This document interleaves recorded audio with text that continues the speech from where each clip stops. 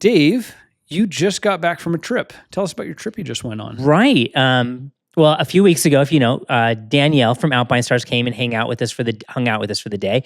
Talked about all the cool stuff that Alpinestars is doing. I got to reciprocate, and I spent the week in LA hanging out with Danielle and Torrance with Alpinestars as they released the highly anticipated, super exciting Supertech R7 helmet. It was pretty cool. We did the first day was on Willow Springs. We can talk about Willow Springs. They run it backwards now.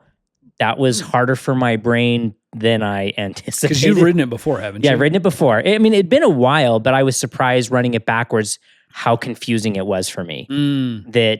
That memory stuck more than I thought. I was like, oh, it'll just be like a brand new track that I've never been on before.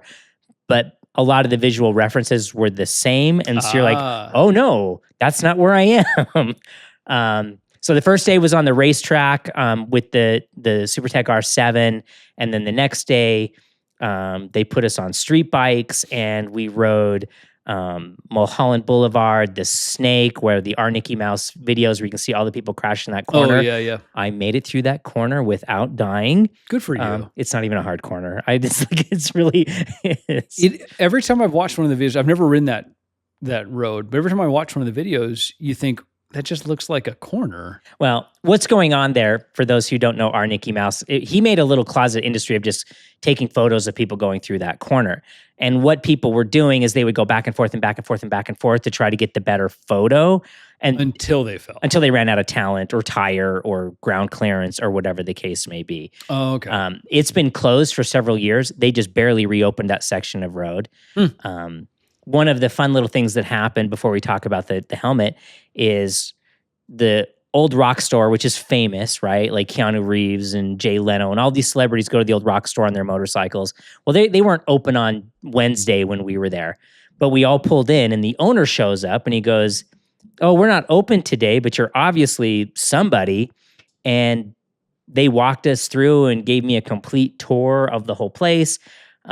I recorded the whole thing. I don't know if that video will ever see the light of the day, but it was really interesting to be shown everything behind the scenes, where it came from, the Old Rock store, the Old Rock house, the Old Rock barn. It was a stagecoach stop. And now it's a motorcycle stop where all the celebrities go with all the pictures of celebrities on the walls and the whole thing.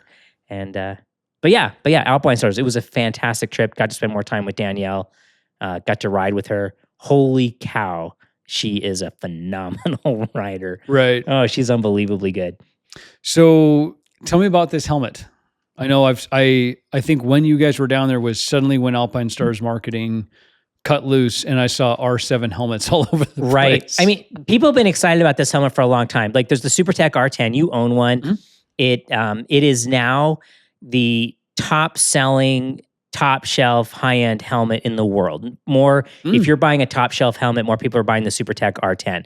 And it's their very first foray into helmets. And if you go back and again, listen to the podcast with Danielle, she explains how Alpinestars is building their helmets. They have their own test facility. They have their own wind tunnel testing. Mm-hmm. So they just launched a mid-tier helmet. I believe the price on it is $678. Okay.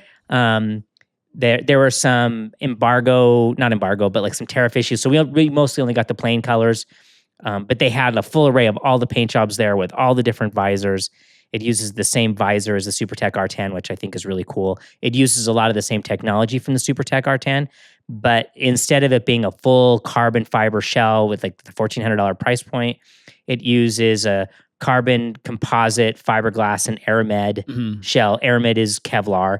Carbon fiberglass in a mesh that's only slightly heavier than the carbon fiber, but significantly cheaper. And to a certain extent, it's a little bit softer, but for the average street rider, I think that's a benefit. That's not a... I was just saying, I wouldn't take that as a negative. No, I would take it as a plus, not a minus in that case.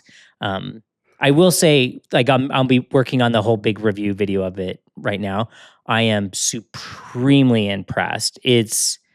I'm just going to come out and say it. I think it's the best mid-tier helmet out there. It performs on par with my very, very extremely expensive top shelf track helmet that I've been wearing for years at basically half the price.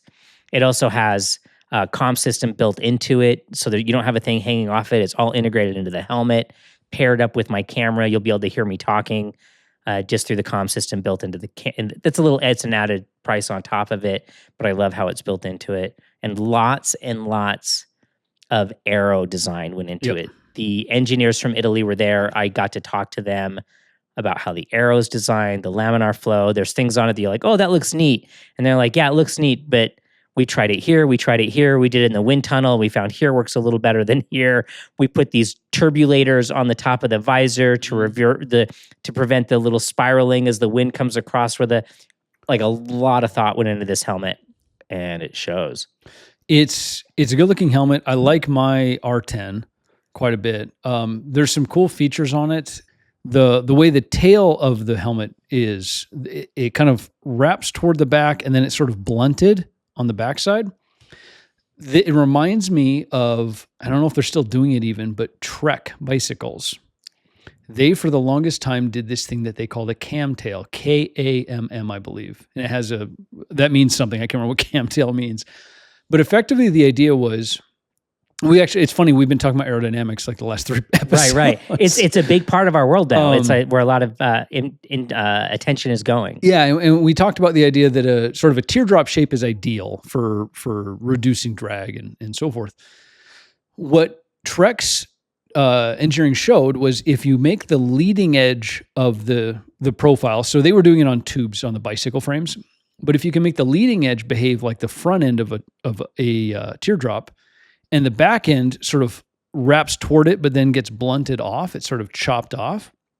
They find that at a certain speed with other behaviors going on, the air will sort of function like a teardrop, even though it's sort of chopped off on the backside. And that's kind of what the helmet reminds me of, is you've got these sort of channels for the air to come to the back. And rather than having like a full long sort of cone shape all the way, behind you, like those old aero bicycling. Yeah, it reminds me of like the old time trial helmets from Tour de France and stuff. But they sort of blunt it, and I'm sure that there's something going on there. It's also, I noticed the exhaust exits right into that flow. Again, kind of back to what we talked about with Aprilia potentially. That's maybe their design going on with their bike right now, is to try to like have that air that's flowing into that what should be a low pressure kind of fill in the pressure and help the air pass around it more smoothly. So good looking helmet for sure though. I like it overall. Talking to the engineers, like all the little flutes in the helmets, they all said they served a purpose. I think they look cool. There's 2 little wings on the side of the helmet. I think they're very similar to the wings that are on the Supertech R. And I asked the Italians, and like they didn't speak as much English, but they spoke more English than I spoke Italian. And they're like winglets, right? The little winglets. And one thing I noticed, they were talking about the laminar flow and how it prevents the turbulence and blah, blah. Since Willow Springs now runs backwards, you come off of if you're familiar with the track at all, a chunk of the track is on the skid pad. And that used to be basically the last turn on the track, and now it's basically where you start. So you come out of that through a couple turns and down this back straightaway through a couple kinks into this big banked bowl. And you're going into this turn, even on the smaller bikes, I was well over 100 miles an hour. And you're going into this bank turn, and you have to look a full 180 degrees to see the exit to try to figure out where on earth you're going to apex and how this turn's going to lead. And you're going in fast. And I noticed almost immediately going in at super, super high speed with my head fully cranked to the side, there was virtually no turbulence or drag on your helmet. You know, like sometimes you check your blind spot and the wind hits the side of your helmet and you get that snap. Yeah. There was nothing. And that's when I went and started talking to the engineers. I'm like, hey, this is cool. Is it just unique to here? And they're like, no. Like all these things are built to mitigate that. And they explained how it worked and like how it closed the air. And I didn't understand it as well as I should have because it was, English is a second language.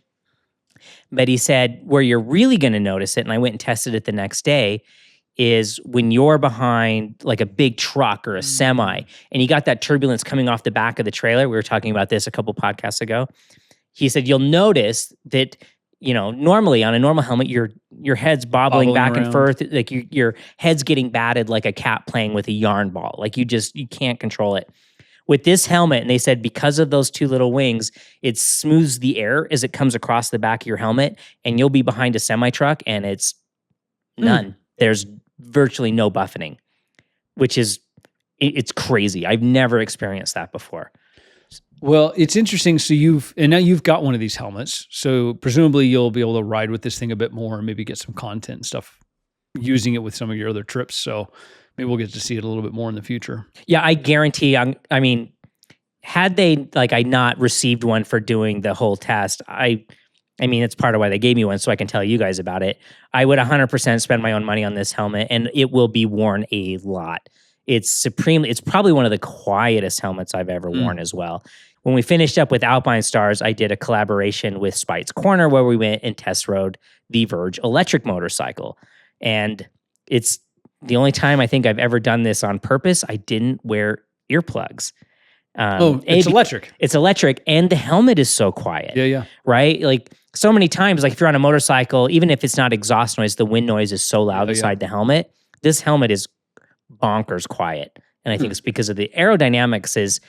You mentioned it in the last podcast that you find aerodynamics compelling because there's real world benefits to us, not necessarily for how fast we can get down the straightaway or load on the front tires, blah, blah, like how MotoGP is using it.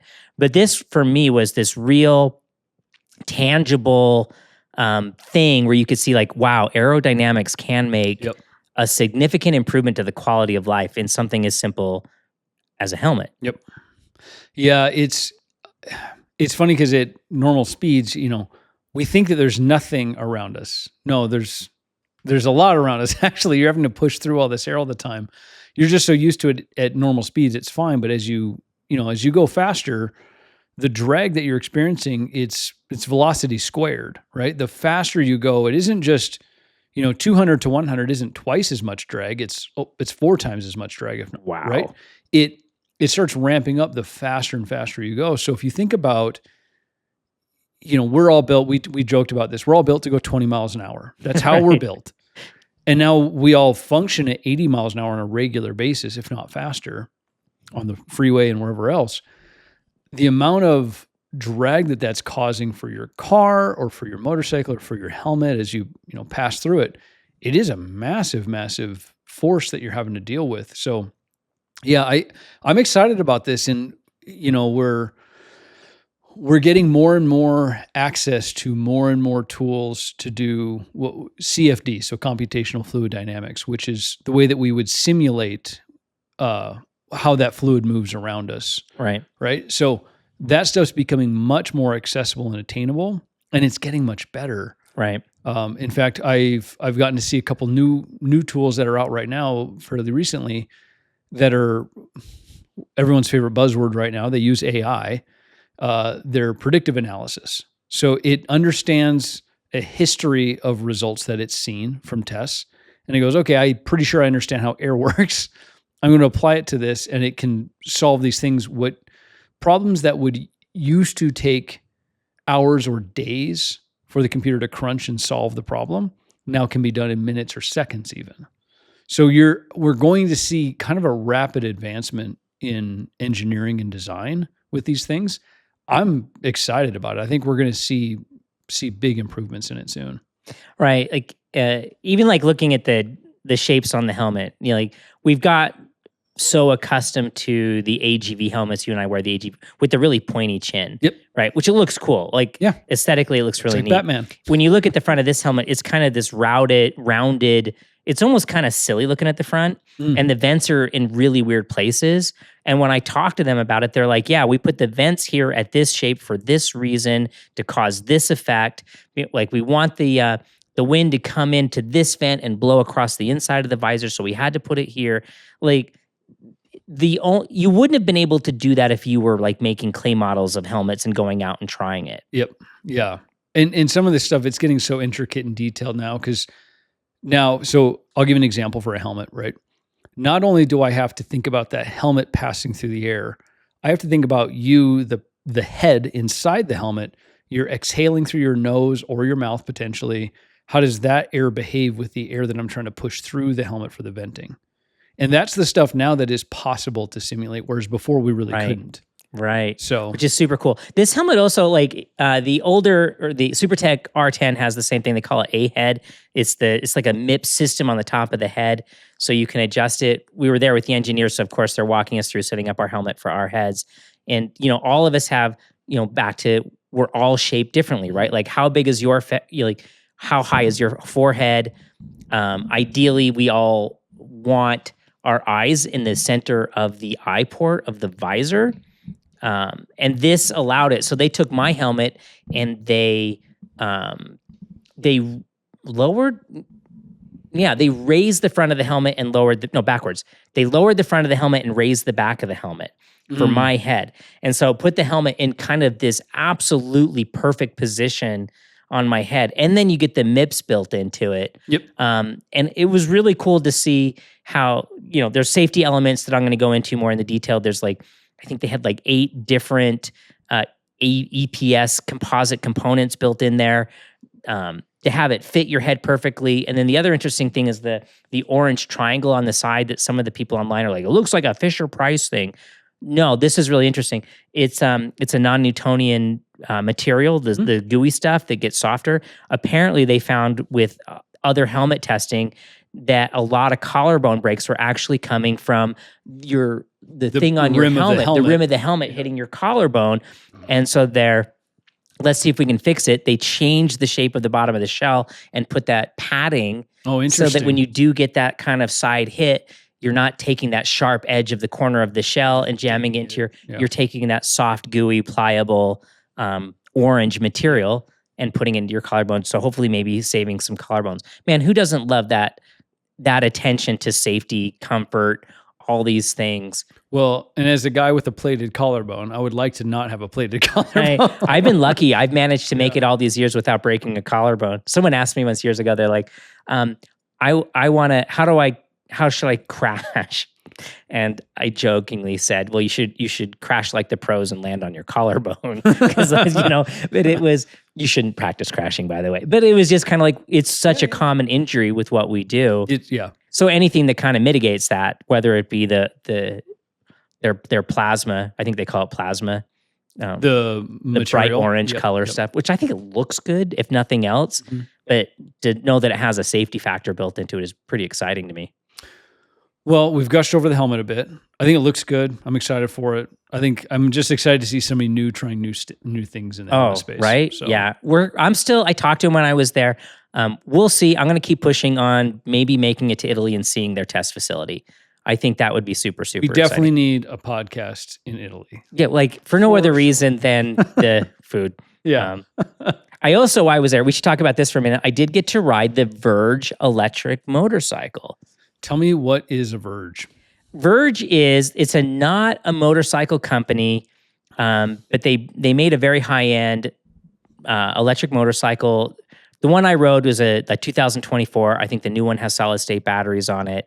The Verge claims to have somewhere, I think, 1,000 Newton meters of torque, which I think translates to 700 and something foot-pounds of torque out of the rear. It has this hubless rear wheel with a big giant, like the 240 width Pirelli rear tire on it. It's hubless. Like there's nothing in the middle. Feels very Tron as you're describing it. Very Tron. If you're on our Patreon, I was posting photos while I was over there of the Verge motorcycle. It is, objectively, it's cool looking. It's very neat. It's what exactly does 1,000 Newton meters of torque feel like? Like, how does that measurement really play out? I mean, I got to ride the thing. I don't know where their numbers are coming from, but it's unique. I can tell you where the numbers come from. Okay, yeah. Because how are they coming up with, Diavel, which is a crazy powerful super cruiser. It makes 90 foot-pounds of torque or something like that, or 100. Maybe the big ones are pulling 100. So whenever internal combustion engine manufacturers talk about power, typically we talk about crank, like how much horsepower or torque is produced at the crank. So prior to it hitting the transmission. A lot of these EVs have did yours even have a transmission, or was it single speed? Oh, of course not. No. Yeah, which is normal. My electric car doesn't have a transmission, but they're playing with gear ratios to say how much torque actually hits the rear wheel.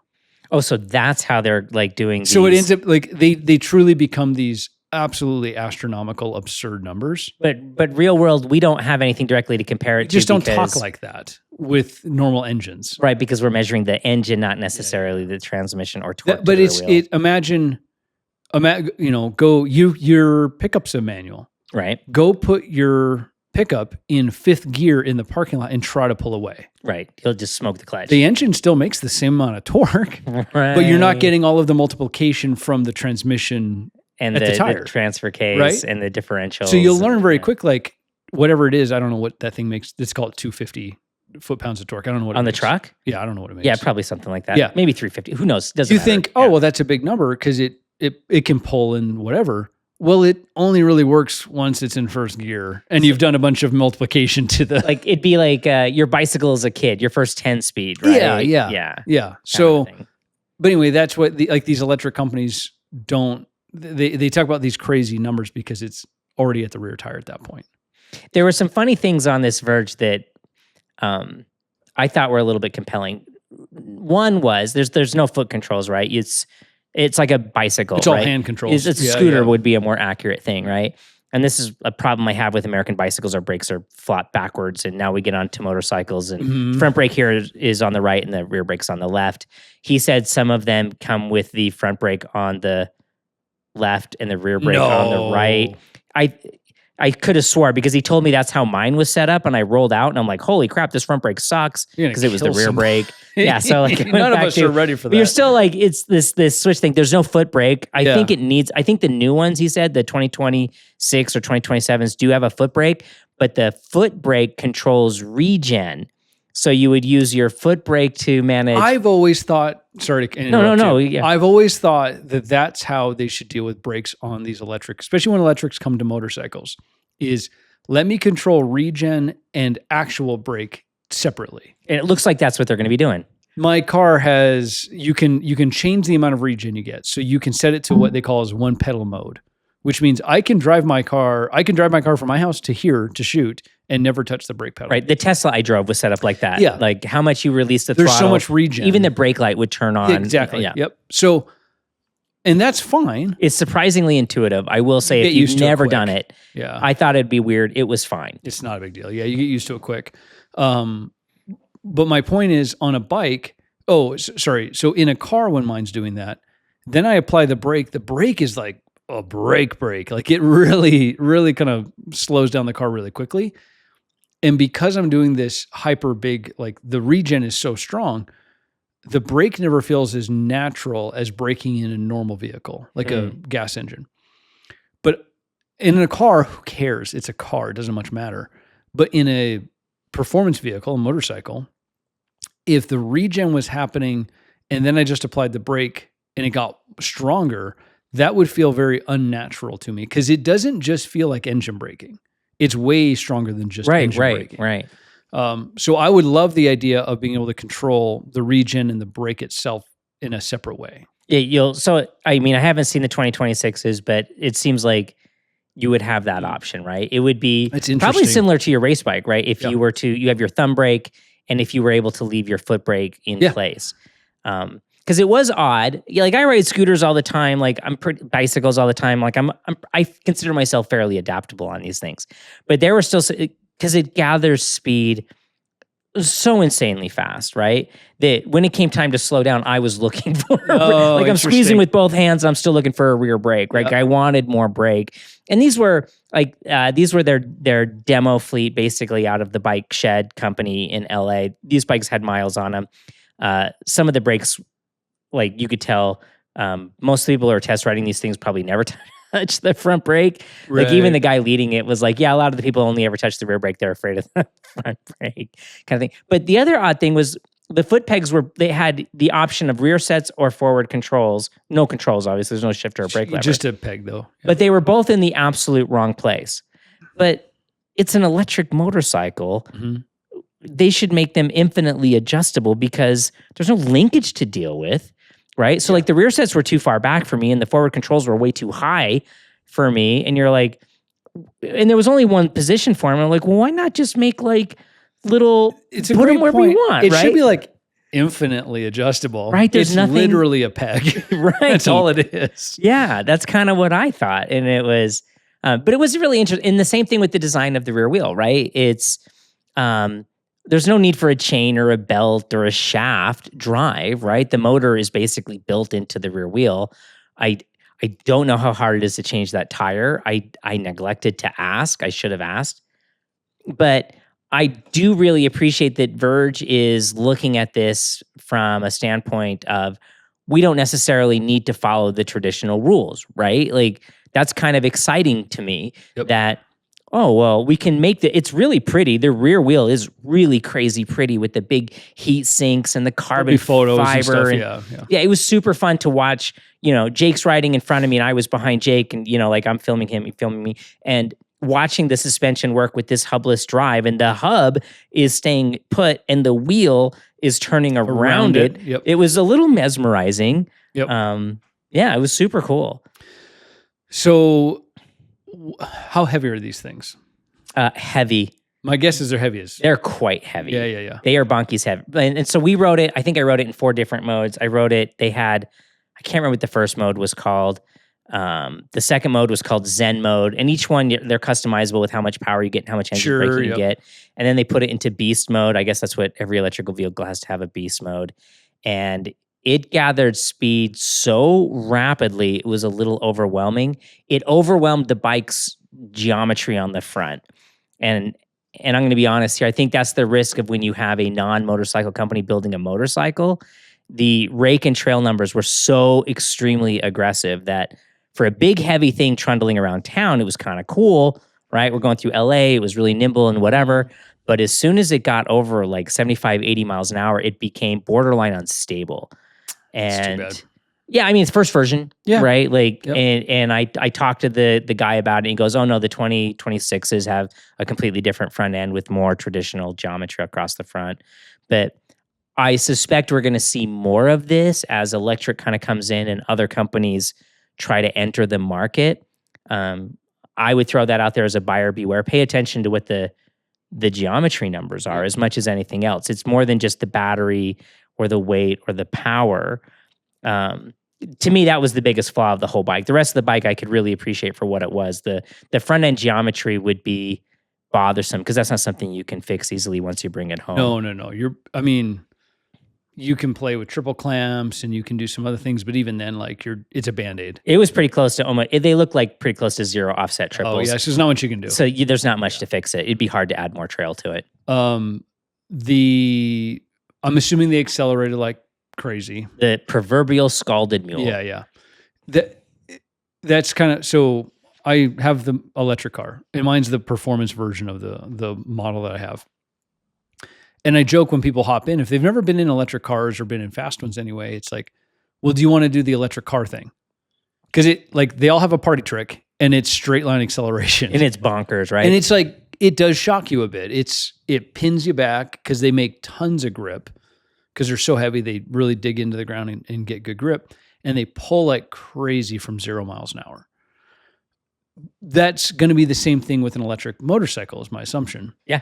But there's going to be a whole host of trade-offs in a straight up EV motorcycle. Obviously, they're going to be crazy heavy. Yep. Tire wear. They're going to burn through tires. It's funny because people will say, oh, they go through tires, and I'm sure an electric car can go through tires a lot. I'm still on my original tires that came with my car. Are they making different tires for e-cars now? Well, so they are different. That typically, but all that's really different typically is the sidewalls are. It's like a higher rated tire for higher weight because it's a heavy car. Right. Okay. And then I think this is funny. They actually, most of them on the inside of the tire, there is dense foam bonded to the inner part of the tire. Are you serious? To make it quieter, Dave. I had no idea. Because my car is so quiet that the road noise would drive you mad if you put normal tires on it. I had no idea. The cars, we're totally off subject. But this here, is fascinating. The I'm cars engaged. are shockingly quiet, Right, even on right. a freeway. They're I shockingly remember when the quiet. Nissan Leaf came out, they had to redesign the headlights and the mirrors because the wind coming off the headlights was hitting the mirrors and creating a noise, that you would never hear in an ICE engine. Oh yeah. But when you take away the engine noise, they had to They're like whispery inside. Yeah. Anyway, we're totally down the wrong path here. No, but let's get back to the electric thing. The range is going to be rough. Typically, it's not going to have as much range as you might like. Do you know how much these things have? So the one I rode, when I got on it, it had a 200-mile range, and it seemed predictive because whenever you changed modes, it would go up and change and down. They were claiming up into the 300-mile range, depending on speed and what mode you're in and whatever. The solid-state batteries that they claim to be having in the next gen are going to be pushing 500-mile range with a much faster charge time.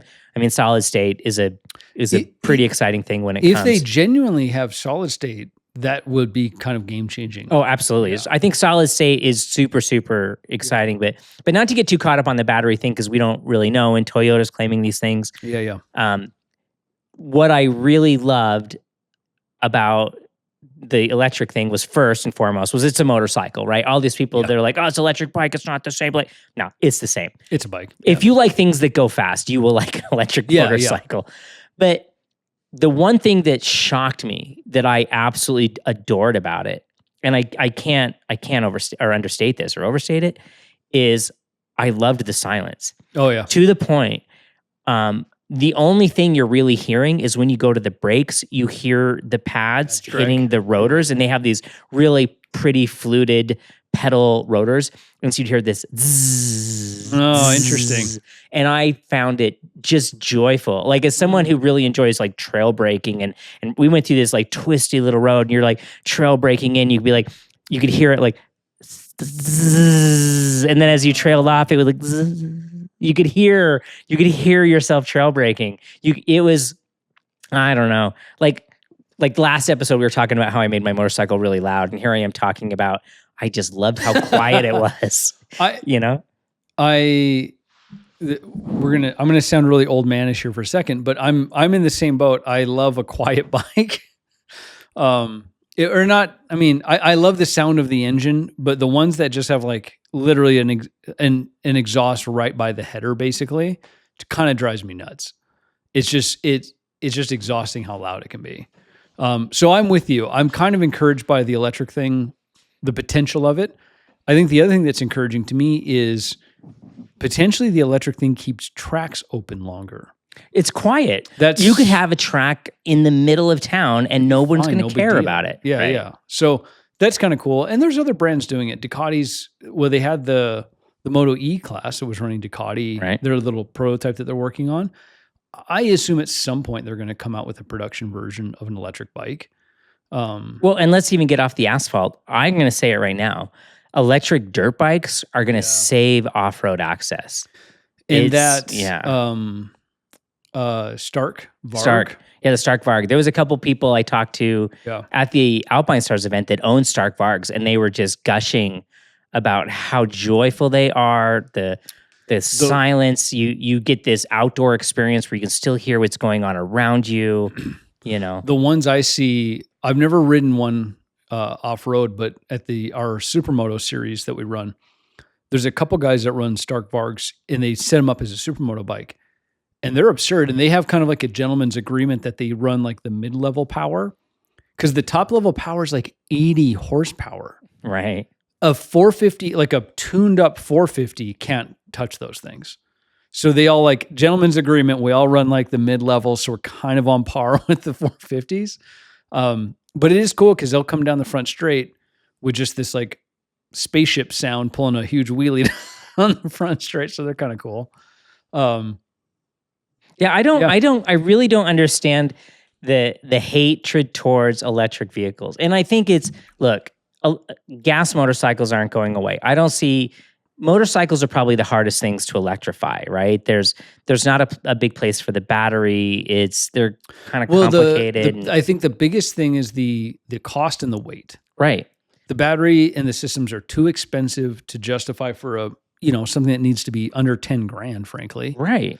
And then the weight, the batteries and stuff are just a heavy, heavy system. I don't anticipate in our lifetime that we're going to see it's not going to be a total engines takeover. Disappear, right? Yeah. I think it's going to get to the point where a lot of us, I think especially like maybe in the touring or even the sport touring world, where the battery technology is going to get to the point, and based on context, that you're just going to be like, well, why wouldn't I get electric, right? And think about it.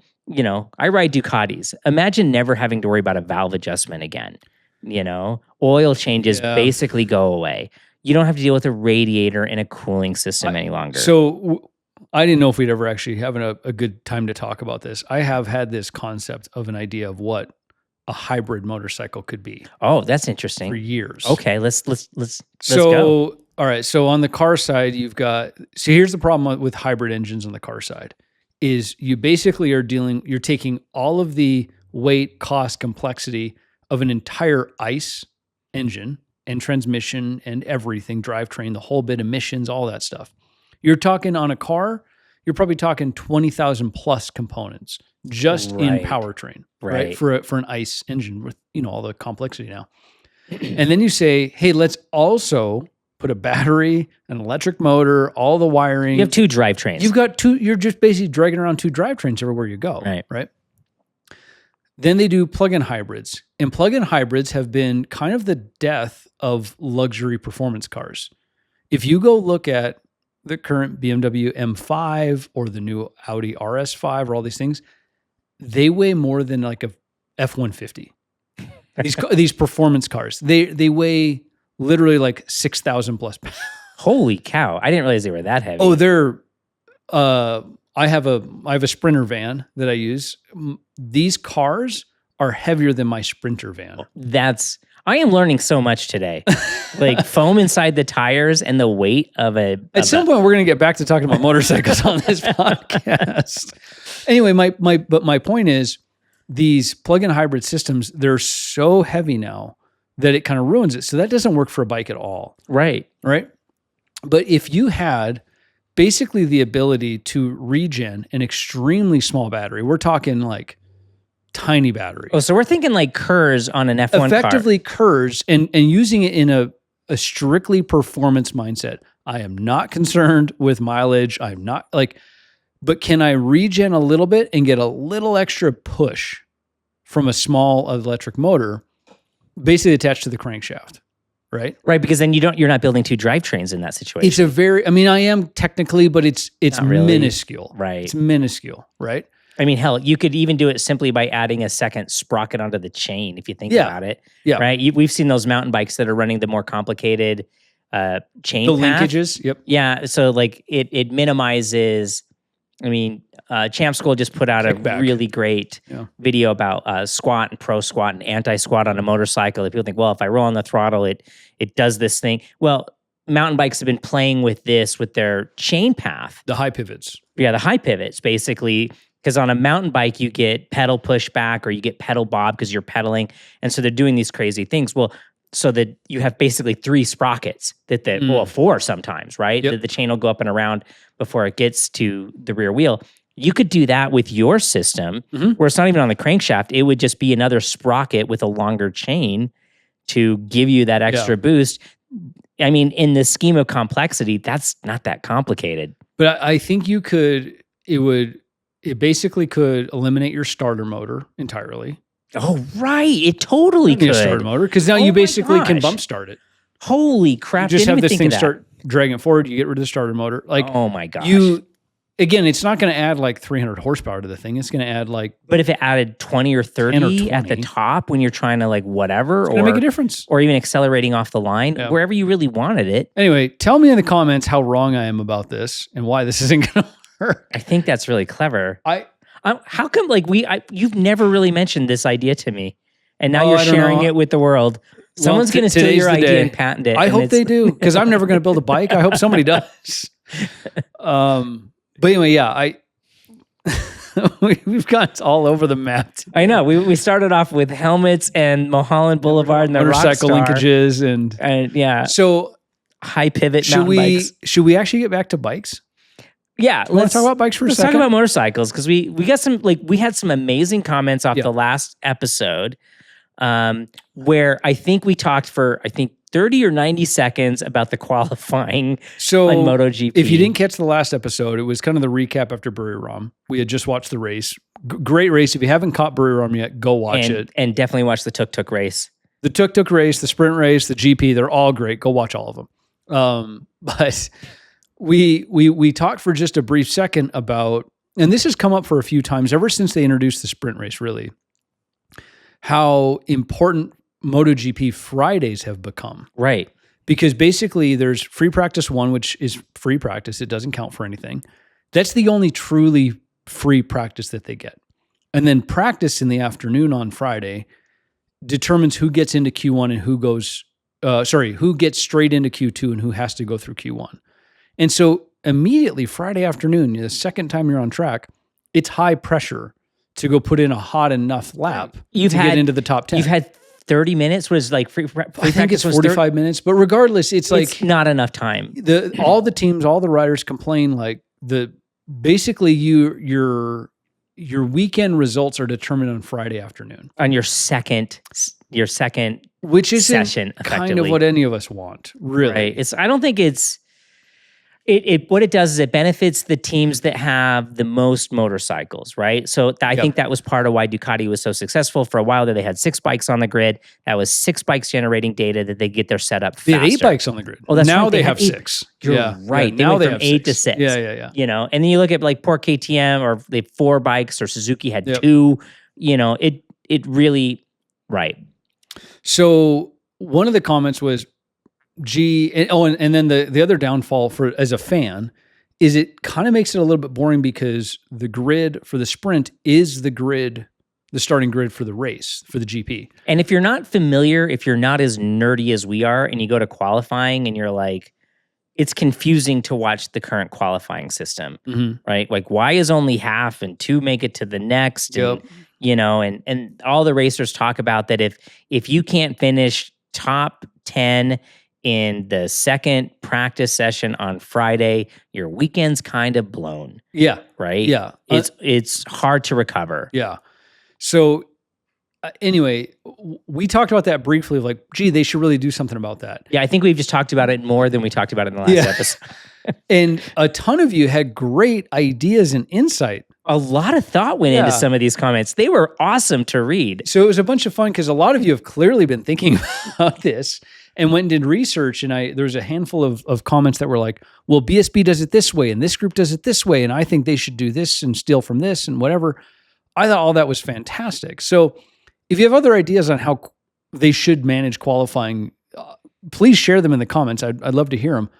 Because of those comments, I thought more about this. So I have some ideas. I want to hear them. I was busy last week, so I don't have. You were busy. I was busy last week, but I want to hear your thoughts.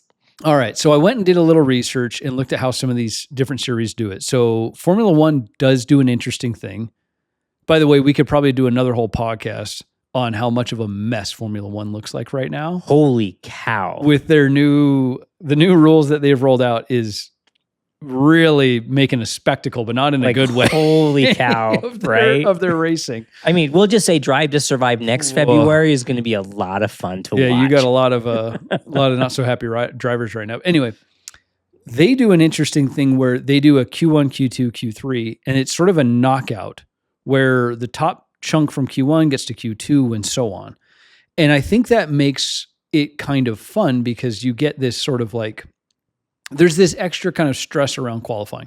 And I am totally great with qualifying being stressful. I think that should be stressful. It should be like a pressure cooker of an event. Well, I think for the same reason why when you do your residency, it's stressful, because if you can't handle the stress of residency, maybe you shouldn't be a doctor. So right? I'm happy that qualifying can be stressful, but I'd like practice to be practice to some extent. Yes. Right. So one of the ideas was that I thought about this was if the qualifying session basically, so if you instead ignored the practice on Friday and you said, hey, everybody rides in Q1 and the top 12 get to go to Q2, period.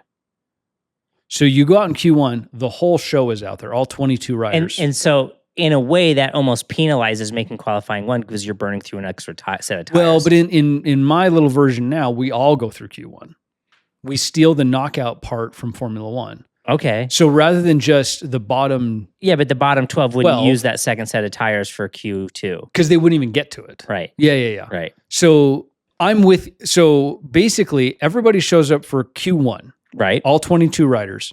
I agree. The top half, let's call it, they get to advance into Q2. Right. And that's where you would get, like, you could get pole. Yep. You would have to make it to Q2 to get to pole or front row or whatever. So your top, let's call it, so let's say 12. So your top 4 rows, because it's 3 per row. Okay. Your top 4 rows get to go to Q2s. That's similar to what it is today, except then we can skip whatever Friday practice results are. Yes. We don't care about Friday. It's not a mini Other than, like, qualifying. I guess the only pro of what's going on now is that second practice on Friday can be sometimes better than the frickin' race. The last 10 minutes can be a nail biter. You have FP1. It doesn't count for anything. It's FP. It's free practice. Yes. Right? Right. Then you go to practice. Uh-huh. Right now, I think practice is 45 minutes, I believe. So let's say 30 minutes is free practice and 15 minutes is pre-qualifying. No. You don't like that? No, I think your idea is better. I think my little injection about what Friday does isn't worth the cost to the riders. What I would do is I would keep what you're doing, right?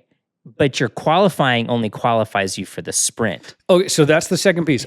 So we're on the same page here. Okay. So your qualifying sets your sprint grid. Yes. Okay. Then what sets your GP grid is your lap time from the sprint race.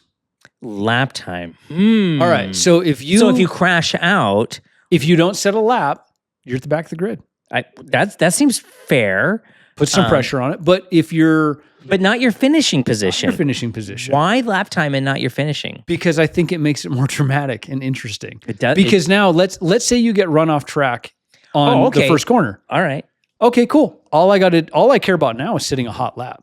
And I watched this. Oh, yes. So you could recover from a bad sprint. So World Superbike does this in World Super Sport, I should say, on the 600s. They do this because they have a race 1, race 2. And I think it's only the top 12 spots, but your lap time, if you're in the top 12 lap times in race 1, that sets your grid spot in race 2. And it's fascinating because there was even at their first round, there was guys who crashed out of the first race, but that had incentive to get the bike up and going, got through hot pit. So then they don't just like throw their hands up and go back to the pit. Got the bike repaired, put on a fresh set, and went out just to set a lap time. Oh, see, and it makes like it exciting. That. And it gives them a chance in race and then 2. you would have probably the potential of like blue flags and he came back on track. And you still have to be courteous. It makes the sprint actually maybe have meaning. So, because right now the sprint's just like a precursor or a predictor for the main event. It's a trailer. It gives away the ending. It gives away the ending. I hate it. Yeah. Most of the time I hate it. Burry Run was good. Burry Run was good. And sometimes it can be good, but I think for the most part, I've been less opposed to the sprint because it lets different talents shine sometimes, but this would still allow for that. All right. So here's my final version. I'll recap this. So Friday is just practice. We don't worry about practice whatsoever. Everybody does Q1. Right. If you make it to Q2, now you have a chance at the first 4 rows. In the sprint. Then your lap time, your best lap time in the sprint, sets your grid order for the Grand Prix. And I'll have a little caveat to this. Ooh. Top 3 spots in the sprint get 3, 2, and 1 points, bonus points. So wait, we're not getting traditional points? No, you're still getting full points. The sprint is still 12 for the win. Okay. But if you win the sprint and set the fastest lap of the race, you actually get 15 points. Oh, I gotcha. I see what you're saying. So like if you won with the fastest lap, yep, or if you got second with the fastest lap, you get those bonus 3 points. Those bonus 3 points. That is sick. So just first, second, third, 3, 2, 1 points, bonus points. They should put us in charge. Dorna, are you watching? They're not called Dorna anymore. I know they're not called Dorna. Whatever they're like MotoGP Liberty Media. No. It's a separate. I know they changed it. It's so confusing. Regardless, we'll call him Dorna for now. Yeah, you know who we mean. Yeah. But I love this. I think it would be fun. I think it'd be super fun. Friday could just be Friday. And I think if you just like tuned in, you wouldn't need to necessarily understand the nuance that we just muddled through trying to figure it out. Yeah. Like you might have been confused there for a minute as we got through it, but it would make whatever you're watching fun to watch. Because it matters. It matters, right? Even like qualifying one, everyone's like, and qualifying one, you would almost want to be like, not even first three rows. You wouldn't want to like show your cards. You'd want to maybe be fifth fastest. Well, not necessarily fastest. And can I get through Q1 and not burn up an extra soft? So I Right. have an extra in Q2. You know, like there's a lot more some thought. strategery that you have to go through, right? So I think it would be great. It would also make the rate, not that these guys are rolling off the gas per se, but if you're in the sprint, because the sprint only pays out points to 8th place. 8 or I 9 or think. something, yeah. If you're in 12th Everyone and gives up. there's a gap, you're like, I just got to get through this. Everybody gives up. But if your lap time could get you a bonus 1, 2, or 3 points. Hey, if I can follow somebody, if I can pace somebody, if I can get a lead, like maybe I get myself on the third you row. might get like these intense battles, mid-pack battles that could be, I think it would add just a little element of like spice to what can sometimes be a dreadfully boring sprint and race. I don't think it would necessarily add complexity or risk for the riders. Just gives them a reason to push. It gives them, yeah. Or not just bail out, right? Because how many times do you see, I'm in 12th. I'm having a tire issue. I'm just going to come in. And you're like, well, why wouldn't you? Yeah. Save your energy. It's a hot weekend or whatever. You're someplace, go get cool. Like it doesn't matter anymore. But now it would. So Dorna, listen to us. Or Fix whoever you guys are. Yeah, fix this so it gives us everything that we want. And for those who left us comments, I mean, you're kind of helping us try to change the world here. So, like, kudos to you for some of these ideas. And to also tell us why we're wrong. Tell us what's the right Tell us why answer. this wouldn't work. Yeah. Tell us why I this think is stupid. that's fun too. No, I really can't. I can't say.